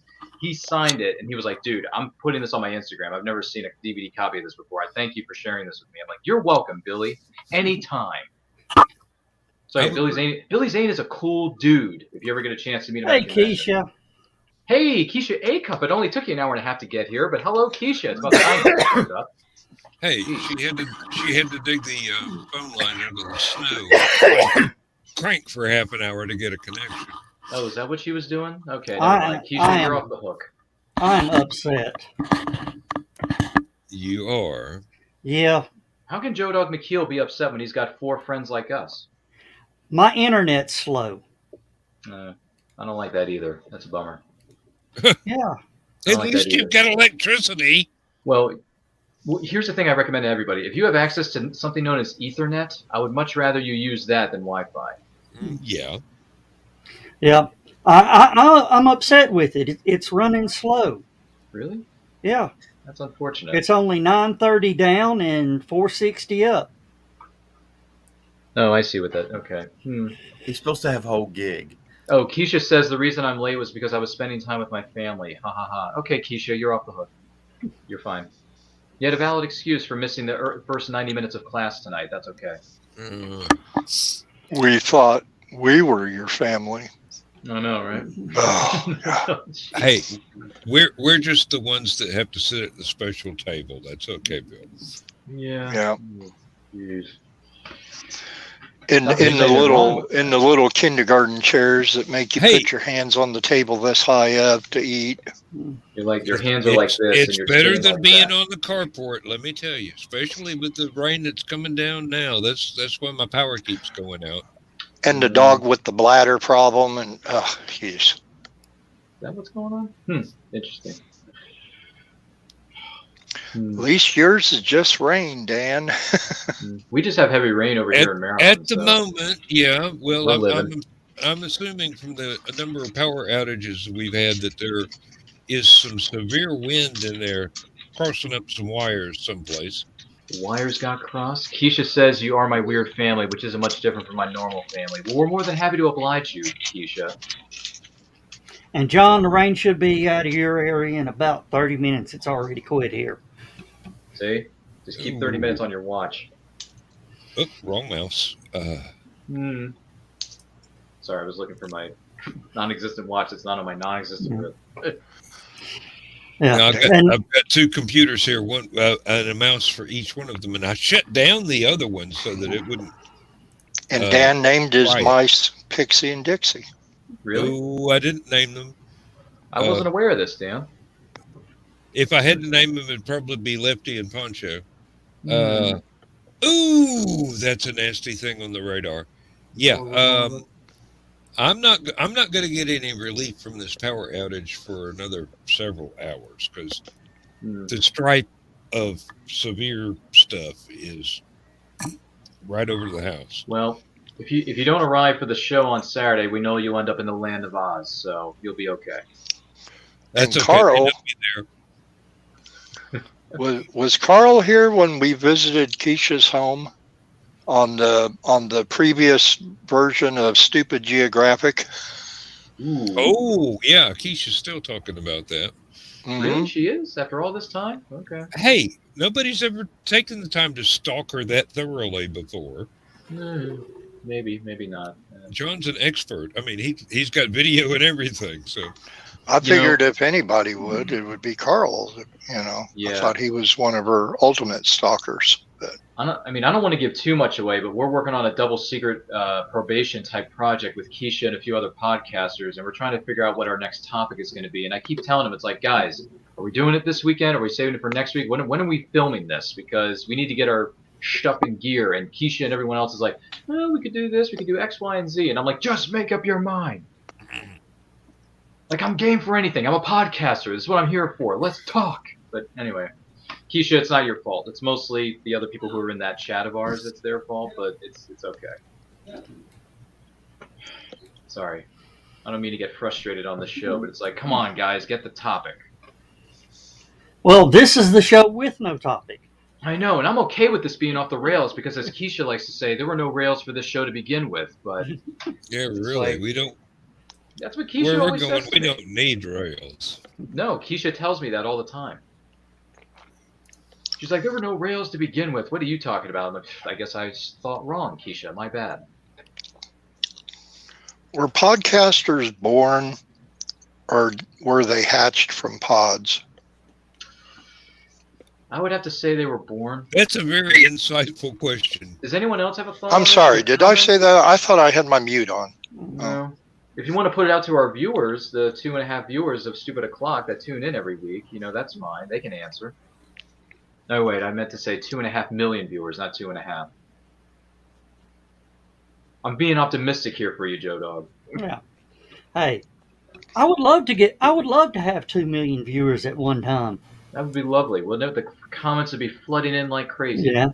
We couldn't block the Russian bots fast enough. No, we would have to rely on Carl to do that. Or somebody else in the chat. I'm not saying it has to be one person, but there's always a possibility. Speaking of, there ain't been none. Yeah, which is a good what's thing. up with that? I noticed that.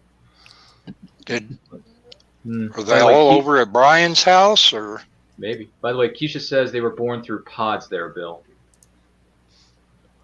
That's what Keisha's saying in the chat. Just so you know, and she sent you. Maybe the Russian internet's down. And then Keisha says, when it comes to our special topic about our double secret project that me and other podcasters are working on, she says, I'm just up for anything. I'm like, okay. All the Russian bots got drafted to go to Ukraine. Ooh, too soon. I Too was soon. thinking about Too that. soon. Too soon. But I heard they left, Yeah. or some Oh. did. Apparently, there's a situation going on in Carl's neck of the woods. Fire in Central Danville. Tree on Yeah. fire behind house. Probably a wire down. Please stay safe out there, folks. Yeah. Please do. Whichever Are area you you're saying in. behind your house, Carl, or just a house? I think he said house, wasn't it? I could be Because wrong. Carl's got a really huge tree behind his house. Do you want to clarify for us there, Carl? That's unfortunate, though. Man, there's been a ton of stuff going on in the West. Man, so many storms, so many winters, and snow piling up, everything. Like, oh my goodness, it's terrible. But I do hope everyone is staying safe. That's the best I can. That's the best wishes I can offer you. Stay safe, but live dangerously. No, live dangerously, but stay safe. I think I that's was going to one way say, of what saying if you it. weren't safe to begin with? I don't know, Bill. That's a great. Then you got to question. say, get safe. Does anyone else have a thought? And since we're talking about safety, John, I saw a video I meant to send to you. A guy built a $839 pipe bomb. Wow. That's an expensive pipe bomb. You think? Yeah. 7 inches and held 6 pounds of ammonium nitrate. Really? Jeez. Left And a if crater about 4 foot deep. Ooh. How wide? What? About the same wide. Well, Ammonium Yeah. nitrate's used in cratering charges. what else? Well, Oh, great. More. Oh, no. We're back to Google Earth. This is going to really confuse my eyes. Oh, boy. that little thing back there is my place. Oh, is it? Yeah. Oh, okay. Seems quaint. Yeah. I thought you It were is. further off the road than I was that. going to say, No, you're just off the road, but there's a lot of trees in that front yard, though. I was Uh-huh. actually shocked to see electric power cables. Yeah, really. Oh, I can see they're in the distance, though. Or no, never mind. I see them now. They're above that big tree line And- right there. Yeah. That's a And lot of I don't trees know there, if she's Dan. still out there, but Sarah Heiser, what you mentioned, Joe, about the bomb, Yeah. pipe bomb. Sarah Heiser, if you're still out there, text in the live chat the story you told me about the plans for an atomic bomb from where you worked. And I don't know the story as well as she does. And she told me the other day. Anyway. Interesting. I'm trying to think. There are other things Oh, yeah. Aside from Gotham by Gaslight, I read DC's Tower of Babel by Mark Waid and company. That was a darn good story. And right now I'm in the process of reading Captain America Winter Soldier by Brubaker and his creative team at Marvel. So far, so good. I've been doing a lot of great reading lately, and it's been a blast.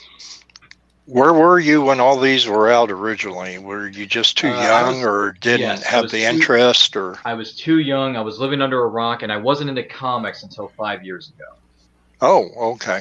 So I was late to the comic book party. But you know what they say? It's better late than never. So this year will be my 5-year anniversary of becoming a comic book fan. So yeah, it actually happened on Batman Day, 2017. I'm never going to forget it. Went to my local comic shop, and that's when I became a comic fan. Yay. So there you go. But hey, at least I'm going back and reading this stuff and educating myself on comic book history, because there's a lot out there. So why the heck not? And I hate to say it, not a lot of the new ones out there today really thrill me. A handful here and there, but not the way it was in the 60s, 70s, and 80s, and particularly the 70s and 80s. That's fair. No worries there. And hey, if you ever want to learn more, you can always check out those boys over at Comic Book Spectrum on Thursday nights at 7 p.m. EST on the Rising Tide Network. Yeah. Or the Comics Unlimited podcast on Thursday mornings at 10 a.m. EST with Ted Davies and Glenn B. Fleming. I don't get up that early. Guess what? Neither do I. That's why I always watch the replays later, because it's like, dude, I get up at 10 a.m. I don't know if I can stick around for a whole hour and watch it live. I'm sorry. Just saying. Evidently, I was at work when the photographs were taken. I see somebody new creating chaos 24/7, saying, "Hey guys." I wonder who this person is. Well, hello and welcome to this program that you are very, very fortunate to tune into, because this is the place you want to be on Thursday nights at 9 p.m. EST. Stupid o'clock. Who'd have thunk? A name like that can attract so many millions of viewers. It's amazing. Joe Dog thought it. So that was your great names here, Joe Dog. I appreciate that. Well, Stupid O'Clock rolls back to my paranormal investigation days, because we used to do a live broadcast on Blog Talk Radio. We would run from 11 to 1 on Blog Talk for our paranormal stuff, but everybody kept hanging around because the studio was in the backyard in a little building. So we said, our conversations got so good, we just started doing that, and roughly around 2 o'clock becomes Stupid O'Clock. And investigations, because people are tired and loopy and goofy. And sometimes we would go till 6 o'clock in the morning. Well, creating chaos is Nita Lanning. Oh, is that who that is? Well, hello, Nita. Greetings and salutations, Nita. Welcome to the program. Be sure to like and subscribe. Yep. She's a raging. Yep. Like, comment, share, subscribe, do all that stuff, and you're going to like the way you look after watching these videos, I guarantee it. That's what I kind of say, but I know it's not, it's not through this show, but I'm just saying, just trying to give you more positivity and optimistic here, Joe Dog. Yeah. Well, after 2 hours of Stupid O'Clock, either one or two things will happen. You enriched your brain cells, or you killed quite a few. Either way, you wind up with Last Man Standing. Yeah. Which there's no way I can stay up past a certain hour. So that's why I prefer to do these on 9 o'clock on Thursdays, because it's good timing for me here on the East Coast. So, well, the only good thing about the Thursday night Last Man Standing is I've got to go to work in the morning, so I can't run a long show. No, I was going to say, because it's Friday, some of us have jobs and some of us have stuff to do. Yep. That's just the way it crumbles. Exactly, I'm going to step away to the fridge over here for a beer. I'm only 3 steps away. Don't shut me down, Joe Dog. All right. And hey, at 2 a.m. is when we shut the bar down at HallowCon anyway. Here's my fridge right here at my feet. Your fridge is over here in this coat. Yeah. And Stephanie will tell you, if you do abide in an adult beverage, we make sure you get all you need. Yep. I'll be sure to let my friends, whoever else is with me during HallowCon, know about that. I should say. And Dan will attest to that. We'll give you all you need at HallowCon. Sometimes they'll give you more than you can handle. Yeah, that's a fair. You see what I mean? It's a fair point, but on that healthy dose of a note, I unfortunately have to bounce. But this was fun. All of you are wonderful people. Do yourselves a favor. Never apologize for being awesome. And in case I don't see you, good afternoon, good evening, and good night. And I hope to see you all next time. Okay. Good night, Ryan. Yeah, Brian. Be safe. Wash your damn hands, and never apologize for being awesome. I understood that reference. All right, take it easy, fellas. Great seeing you all. Have a good one. And it made me so mad. I had a couple of those printed up to hang on the bathroom doors at HallowCon and left them laying right there. Well, just bring them next year. Donna, I will see what I can do. Stephanie actually left with a jar that I sort of scribbled her name on as she was getting ready to leave. Yes. And I have yet, because of everything that happened, I was saving it for the holidays, and then. Well, this upcoming year, it's bound to be a good vintage. Last Tuesday.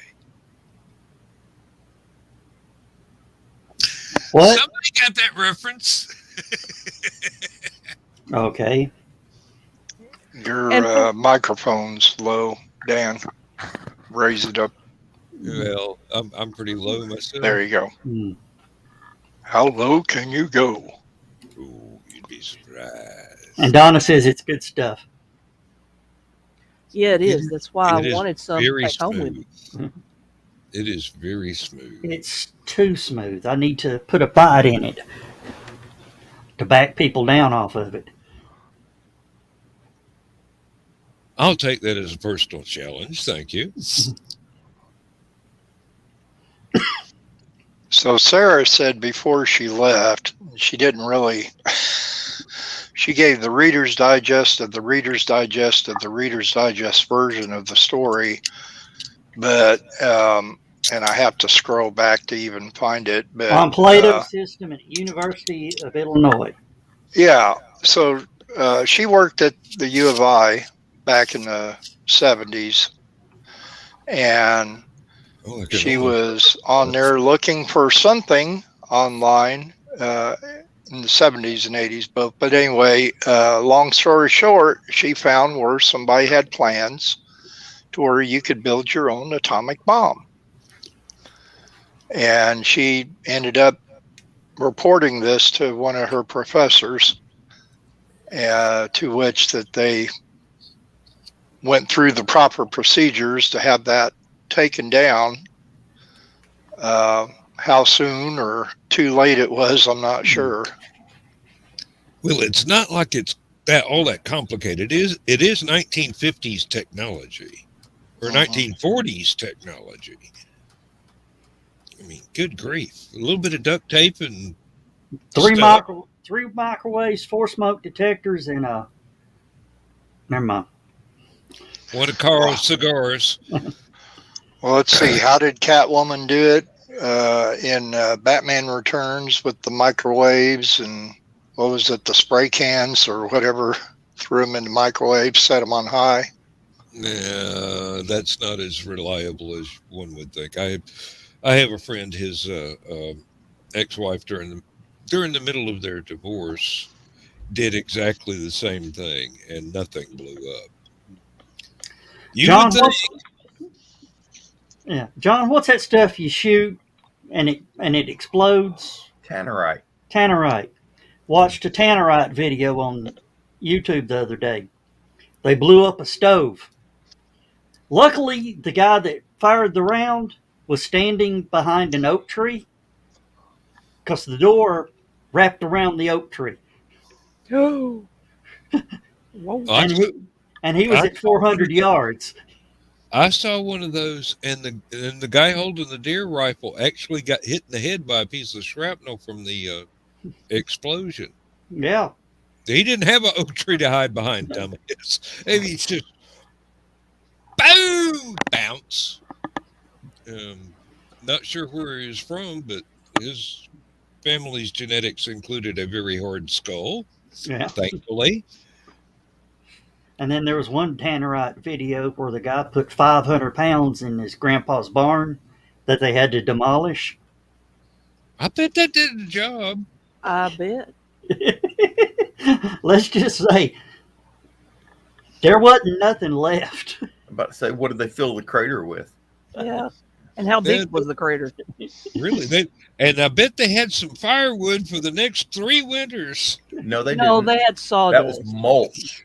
It turned it into mulch. Well, I was thinking about the stuff on the outer edges that just got knocked over rather than incinerated. There wasn't nothing knocked over it. Mushroom clouded. It is interesting, Joe, that you were mentioning explosives just now, because I am reading a story. Okay, get this: the Guinness Book World's Record for the largest explosion in a film, a movie explosion. Yeah. Okay, belongs to the James Bond film Spectre. Okay. For those of you who don't remember that scene, it's where they blew up the old MI6 headquarters in downtown London. Anyway, however, the master of combustion, Michael Bay, yes, that Michael Bay, he has a bone to pick with that. He says James Bond is trying to steal their thunder. He says, so there's a controversy going on right now that Michael Bay made the movie Pearl Harbor with Ben Affleck, a few others. And in that movie, they did a scene during the attack on Pearl Harbor where they blew up 5 ships that were parked out there. And they were these old training ships. So they set up movie explosives on the bow of all 5 of these things and did this huge explosion in the movie. And anyway, let me see. Spectre, according to the Guinness Book of World Records, used 136 kilograms of TNT. That's not an unimpressive amount. That's, let's see, 136 kilos, double that, and it's pounds. It's a little bit more than that. It's, it's about 300 pounds. Yeah, about that. Mythbusters blew that out of water with the concrete truck. Yeah. Oh yeah. 2,000 pounds of TNT inside the drum. Then let's see, what was it? And there weren't a concrete truck there anymore. A nice smooth patio for you. Let's see. Anyway, Jerry Bruckheimer and Ridley Scott and Michael Bay are all arguing that no, they had the bigger explosion because they literally did the whole battle like in one scene. They blew everything up in one scene and filmed it from different angles. Because for those of you who don't know, you have to get a permit to blow stuff up. So instead of getting 50 permits to do 50 explosions and film all 50 of them, they got one permit and did it all at once. They'll get one permit and basically chain the whole thing, and have 50 cameras. First bot. Gone. Oh, should we kick him or thank him? I kicked him. Okay, we can thank them verbally. Yeah. They did increase our ratings. I mean, seriously. They're gone. Into the phantom zone you go. But yeah, I think, well, that truck exploded so fast their high-speed camera couldn't catch it. Yep. And there wasn't anything left when it was done.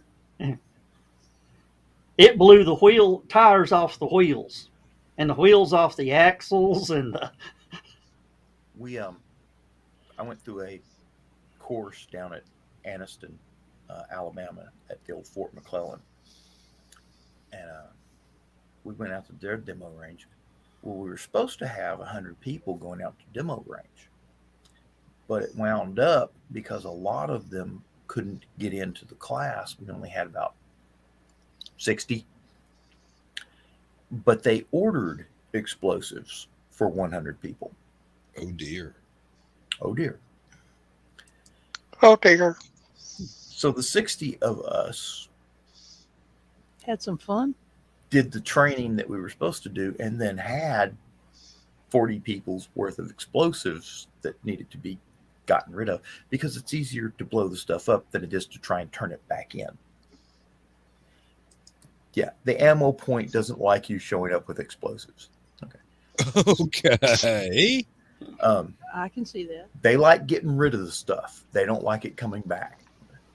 And so anyway, we had a Bangalore torpedo section, but we had already basically blown up all the wires, so we still had one section left we had to get rid of.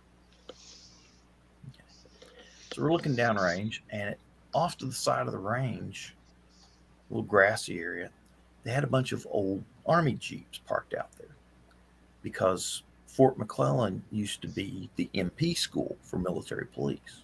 So these are all old military police. Oh, so you're down here in my neck of the woods, huh? Yeah. Okay. So I asked the guy who was running the range, says, what do you guys do with those old Jeeps? He says, well, blow them up. He says, can we blow one up? He goes, sure. He says, are you sure? Because they have regulations about that sort of stuff. He says, my range. You can blow up whatever you want to. I like that guy. Famous last words. So we went over, got one of the Jeeps, pushed it out about 150 feet from where it had been parked. And we laid this Bangalore torpedo section right behind the front wheels of the Jeep. Okay, not little, Ford Jeep. Okay.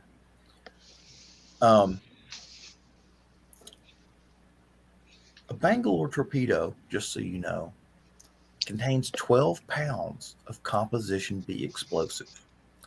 Composition B explosive is basically TNT that has been boosted with RDX.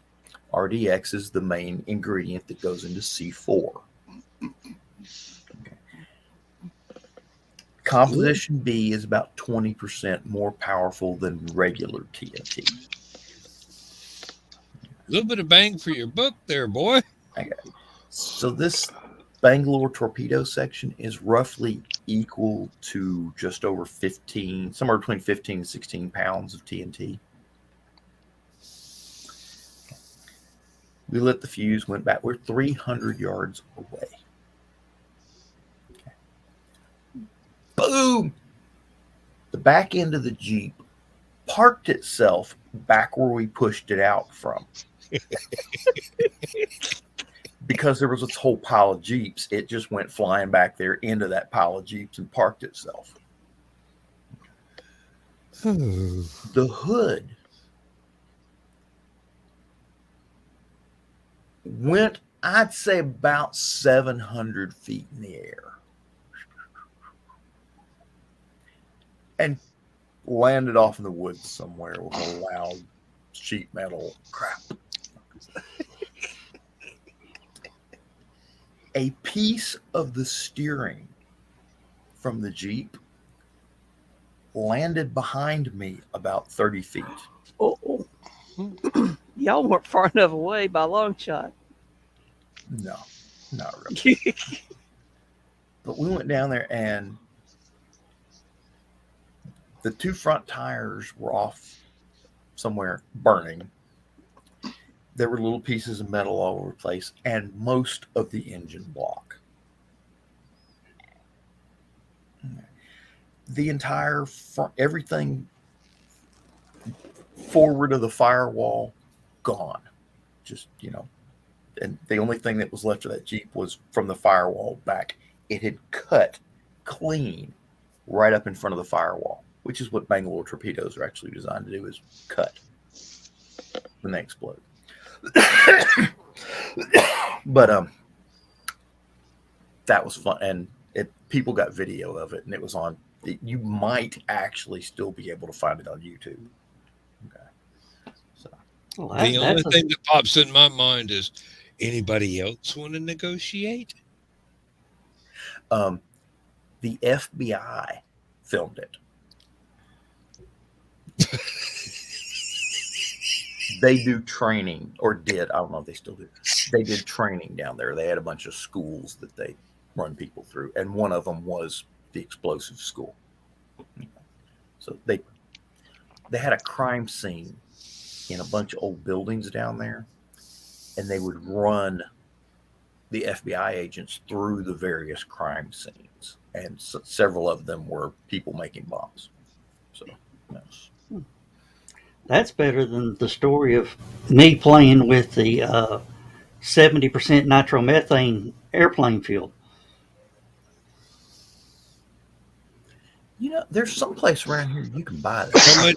How much bail money do we need for you the next time, Joe?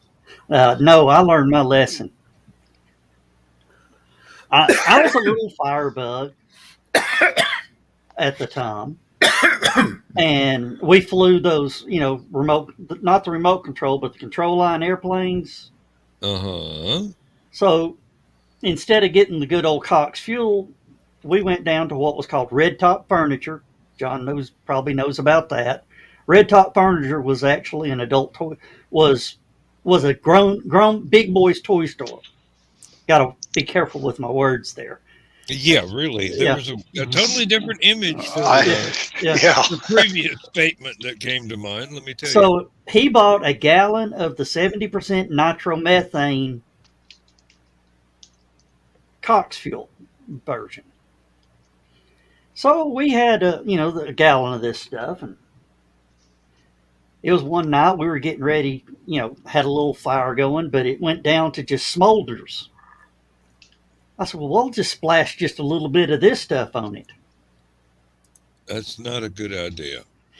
No, it wasn't, because that dark night, everything turned blue. My shoulder almost got dislocated. Again? And the bottle, the gallon jug, was up in a tree on fire. Run away. Maybe they were doing that in Danville, and that's why Carl saw a tree on fire. My friend who was right there runs over to the house, grabs the water hose, starts spraying everything down. I said, damn that, put my foot out. That stuff poured on fire in my shoe. And it doesn't burn like regular fuel where you can actually see the flames worth a damn. It burns that blue color that's hard to see. Well, thankfully it was at night, so we could see my shoe on fire. And I'm trying to put my foot under the hose, and he's trying to hose everything else off. So I'm stomping on my foot trying to put the fire out. And he turns and just sprays. I mean, just as soon as water hit it, it was out. And he goes, don't ever do that again. I said, I won't. Have y'all heard the story of the the manhole cover in space? Oh, yeah. Yeah, I covered that on this show. Oh, well, let's cover it again. It's still a good one. We still got 12 minutes. Yeah, I haven't heard it. So. There's a big debate about whether or not it really happened, but almost certainly it did, because there's like video and stuff. So it was somewhere in the 1956, 1957 time frame, and that was when Los Alamos was doing their nuclear testing, and they were trying to figure out how you contain a nuclear explosion. Right. And so what they did, they dug a tunnel. It was a hole in the ground, really, about 500 feet deep and about 4 feet wide. And down at the bottom of this, they put a nuke. And then on top of it, they put, basically it was a manhole cover on steroids. It was 4 feet diameter, 4 inches thick, weighed about 2 tons. 900 kilos. Yeah. So they were expecting it to blow off. They just weren't sure how fast it was going to blow off. So they put high-speed cameras nearby to be able to video it and try to determine the speed. And the when the nuke was detonated, they got maybe 1 or 2 frames of that lid on the high-speed cameras, and they were able, based on the positioning, to estimate that its vertical velocity was in the vicinity of 41 miles a second. That's a little bit more than escape velocity there. That's about 6 times escape velocity. Yeah, the guy Ogle that was trying to do the calculate, or was trying to get the answer out of the guy, was asking how fast was it going, and he kept coming back with all the science terms, because fast is not really a term that scientists use. Right. And he kept saying those numbers are meaningless. I mean, and the guy says, how fast was it going? He says, About 6 times the escape velocity from Earth. Yeah. So chances are the first thing that actually made it into space Was that manhole cover? was a manhole cover. And it's probably still continuing on that trajectory. Unless it smacked into something on the way. Yeah. Yeah. How long ago did this happen? 56, 57. August 27th, 1957. Now, I bet if they could, calculate position of Earth at that turn, they could probably track it. No, because it probably didn't leave on it's manhole cover. It probably did this once it hit air. The thing is that when that atomic bomb went off, technically there wasn't any air above it because it had all been pushed out of the way by then. True. Which is one of the reasons it was traveling so fast, is there was a vacuum right in front of it. Well, there's certainly a vacuum in front of it now.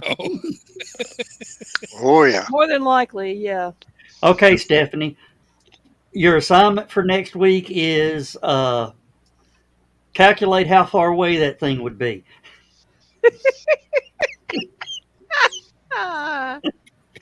Oh.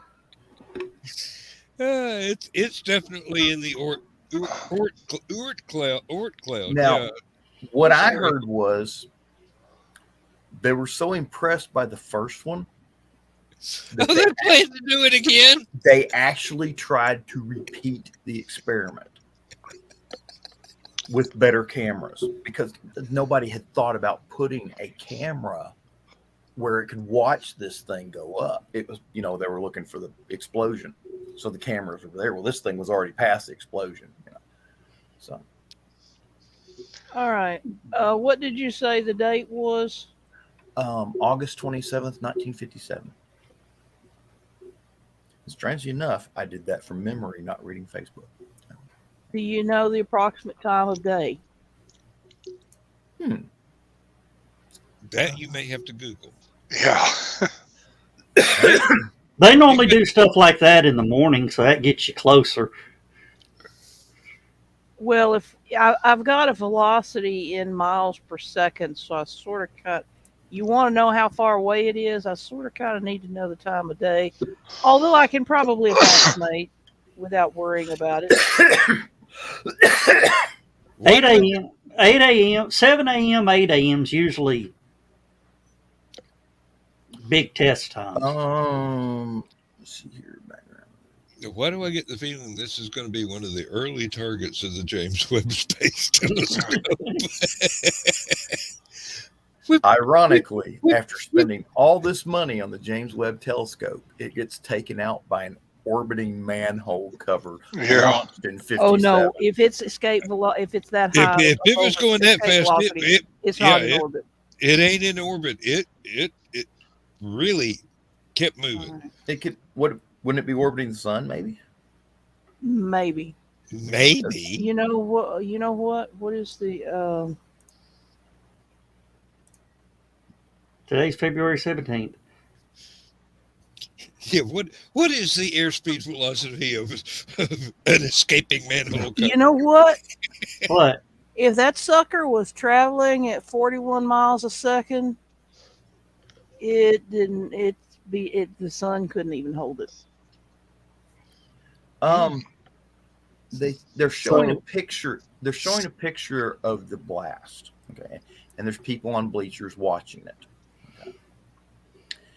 And the sun, judging by all the shadows, the sun is fairly high in the air. So it looks like it was about noon Nevada time. But I'm trying to find a time for you. That's okay. That'll do. I'm just trying to figure out. Okay, let's see here. Voyager may get a picture of it. Years. One day, it will start an interplanetary or interstellar war because it took out a Klingon bird of prey at 2 2 AUs. Hell, it'd be way out. First planet we land on and find intelligent life, they have a religion that worships a radioactive manhole cover. Hey, there's one for your stories there, Stephanie. Okay. Yeah, Lord. It would be a bit shaped. In Socorro, New Mexico, there's a piece of the original cast iron casing for, I believe it was Fat Man. I'm not sure. Okay. It was one of the early nuke tests, and it's about the size of a car door. Okay. The way they figured out the speed is that I was wrong. They did have a high-speed camera just for watching the metal cap. Okay, now it's a high-speed camera. It's shooting it doesn't say how many, but it's shooting, hundreds of frames a second, right? When this thing went off, they caught it in one frame of the high-speed film. And so, judging by how fast the high-speed film ran and its altitude in that frame, you could estimate the velocity. And he says 125,000 miles per hour, which is pretty fast. That's the fastest. That actually helps me, because now I don't have to do the conversions. Steph is working on it here, so that's Friday afternoon at 285 traffic speed there. Well, that's the fastest thing ever launched by man.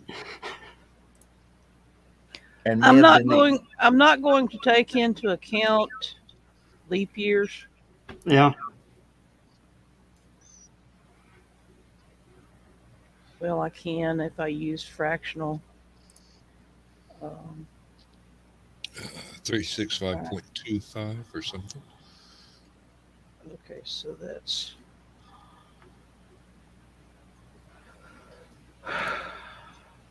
Okay, that's a better picture. Let me see it. Shit.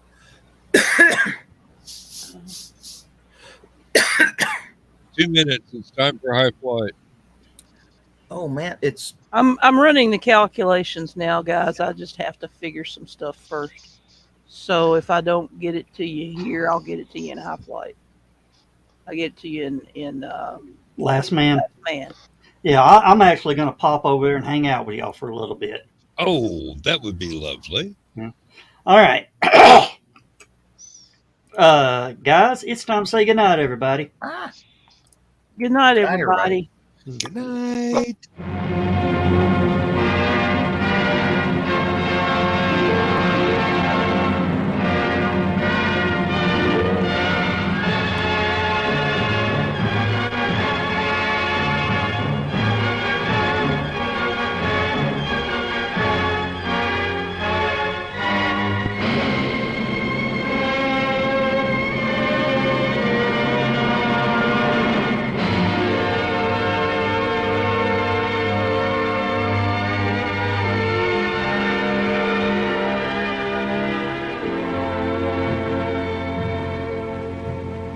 I have slept the surly bonds of earth